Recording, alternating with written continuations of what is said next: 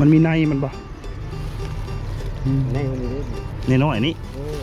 บัดโดสิเมื่อกะป้าทีนี้พี่น้องโตเพิ่นเก็บนะอันนี้แหละผักกาดตดนะ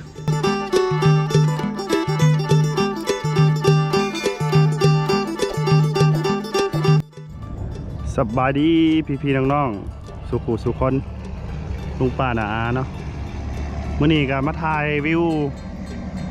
บริเวณใต้สะพานแม่น้ำคลองพี่น้องเอ้ยไทยลาวแห่งที่2โอ้รถบรรทุกกำลังขามฝั่งไปประเทศไทยเนาะนี่ตอนนี้เวลา6 โมงตรงปล่อยมาถ่ายเวลา6 โมงตรงเนาะตะเวนตกดินแล้วเนาะอากาศกำลังเย็นมาก็เห็นลุงเพิ่นกำลังเก็บในผักกาดตดบะเป็นหวานแล้วเป็นเห็ดแนวเบิ่งเอาไปปลูกได้บะได้เนี่ยเอาในฮะเอาในไปหวานเลยมันมีในมันบะในวันนี้ในน้อยนี่เลยละยังหลายแท้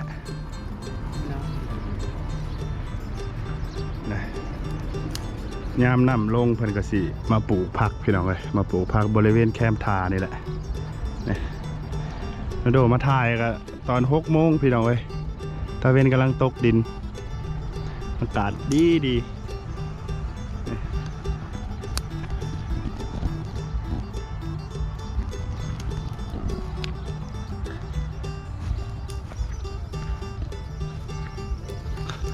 เพิ่นเก็บผักกาดตดบ้านพี่น้องเอิ้นว่าได้เนาะอันนี้ไทยคือเชิญว่าผักกาดตดเนาะอันนี้เนาะ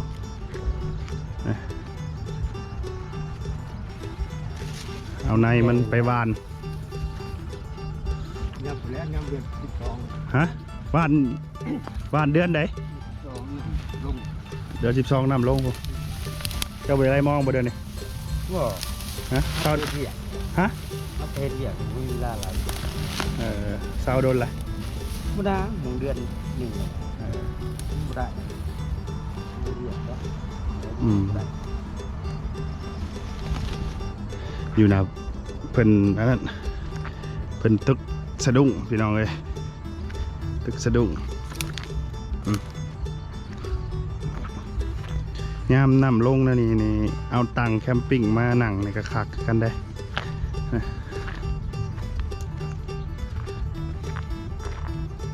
นี่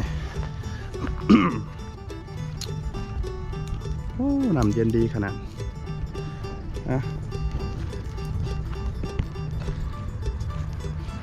เดี๋ยวโดดตั้งกล้องก่อนโดดตั้งกล้องก็ได้พี่น้องเลยหามุมตั้งกล้องก่อน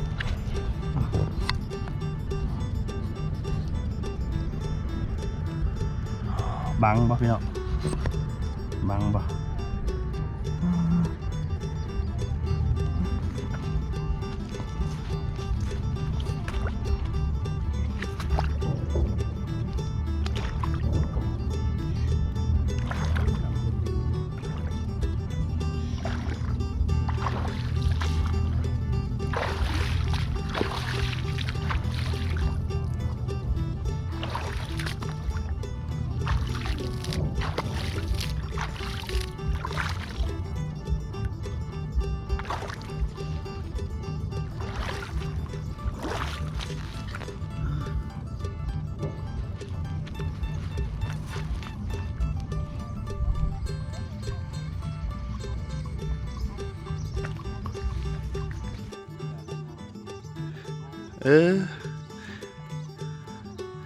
หวานแต่เดือน12ผมว่านี่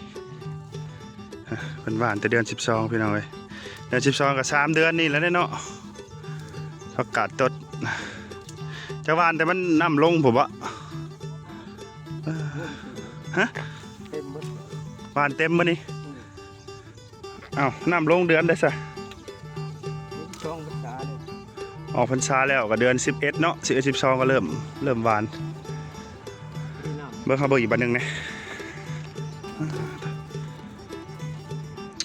โอ้กันว่าไล่มองแห่งคักแล้วเขาสิขึ้นเฮือนำเลย ไล่มองนะให้พี่น้องเบิ่งวิวเบิ่งอย่างนี้แห้งครับ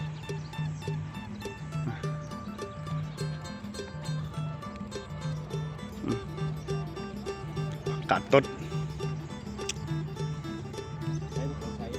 ฮะบ่ถ่ายลงช่อง YouTube เฮานี่แหละช่อง YouTube ถ่ายลงแล้วก็ไม่เท่าซีเพิ่นเสียแล้วเด้เสียแล้วเสียได้ปีหนึ่งเลยเด้ฮะลูกเนี่ยใสที่อาจจะเมื่อแหละเมื่อแล้วนอนเฮือนนั่นไม่เท่าพันบ่คือว่าเฮากับบ่ฮู้วีดีวิวดีพี่น้องเอ้ยมีไผนี่ไหลมองเดียวนี่นะฮะตอนแรกก็ไหลบ่ขึ้นท่านี่บ่โดนบ่มันตะเว้นตกดินบ่จักเห็นบ่พี่น้องไหลมองเลยอยากได้อยากถ่ายวิวแต่มันได้ปลาไปแล้วมันถึงงามตอนแรกมันก็ได้อยู่บ่เดือนช่วงนี้บ่ได้เห็นบ่ยังพักยังแน่จะสิเก็บนี่มีแต่พักประกาศต้นนี่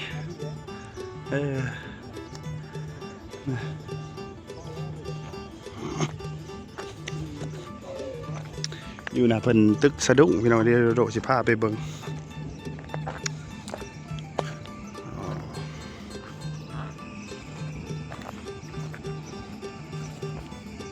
ตึกสะดุ้งจักเพิ่นลงทางใดโดก็บ่ฮู้เพิ่นบอนเพิ่นลงแต่ละมื้อพี่น้องเอ้ยนี่แหละการสัญจรค้าขายไทยลาวพี่น้องเอ้ยห่างกันเพียงแต่พี่น้องไทยลาวห่างกันเพียงแต่บ่ฮอด10นาทีแล้วนะพี่น้องเอ้ยขี่รถนะนี่ความสะดวกสบายเดียวนี่นะขี่รถบ่ฮอด10นาทีก็ฮอด อันนี้มันด่านพรมแดนสวรรณเขตมุกดาหารเด้อพี่น้องเด้อบ้านโดโดก็เป็นสวรรณเขต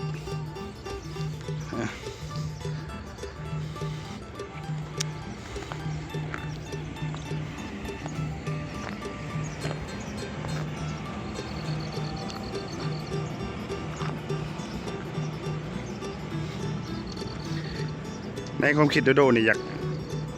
ากให้ท่านนะพี่ๆน้องๆเฮาเพิ่นไล่มองให้พี่น้องหาปลานะอยากถ่ายพี่ให้น้องเฮาเบิ่งแต่ว่ามาบ่ถึกเนาะมาบ่ตรงกับเพิ่นนี่เพิ่นตึกสะดุ้งเห็นบ่พี่น้อง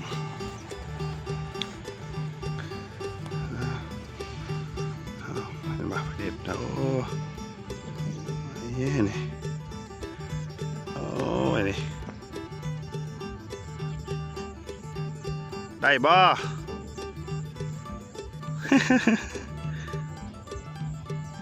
โอ้ได้อยู่แล้วเนาะ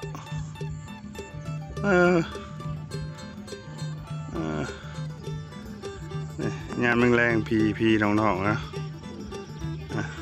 ชาวบ้านเป็นกระพากันมาหากินวิถีชีวิตพี่น้องเอ้ยตามแค่แม่น้ำโขงนะอยู่ฝากนะครับมีอีกคนหนึ่งที่ว่าเป็นตึกสะดุ้งนะได้อยู่ได้พี่น้องเลยได้เท่าละ1 โต 2 โตอะไรพอได้ปั้นเข่าแรงพี่น้องเลยนะเสียดายแต่มันคำก่อนคันมันบ่คำโดสิถาเบิ่งผู้ที่ว่าเพิ่นกำลังไล่มองเลยเพิ่นไล่มองกำลังไล่มองตอนแรงเอาสำหรับคลิปนี้กะโดโดกับสิขอโตก่อนเด้อพี่น้องเอ้ยสำหรับพี่ๆน้องๆเฮาเข้ามากะฝาก กดไลค์กดแชร์กดติดตามนะครับโดโดแน่เนาะโดโดก็สิพยายามหาถ่ายคลิปวิดีโอที่มันเป็นธรรมศาสตร์ให้พี่ให้น้องเฮาเบิ่งแต่ละมื้อก็คิดอยู่ได้พี่น้องว่าสิไปถ่ายอยู่ไสให้พี่ให้น้องเฮาเบิ่งเนาะเลิกเวียกมากเลิกเวียกมากอะไปหาบอลนี่แหละสิมาถ่ายให้พี่ให้น้องเฮาเบิ่งมื้อนี้ก็มานี่เนาะมาไต่สะพานไทยลาวมีที่แห่งที่2บ้านของโดโดเองแรงๆมากมันก็สิไต่ไฟเห็นพี่น้องไต่ไฟโอ้ถ่ายเฮือนี่เฮือมากพอดีพี่น้องโอ้ยนี่เฮือพ่อแม่พี่น้องเฮาพากันมาหาปลานี่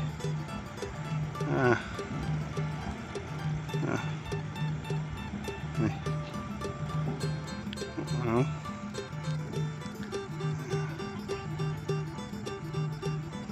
บัดโดโดสิเมื่อกะป้าทีนี้พี่น้องโตเพิ่นเก็บนะ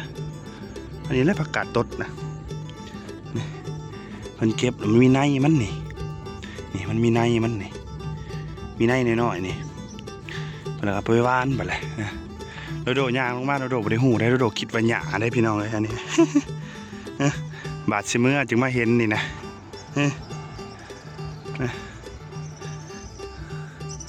โอ้นี่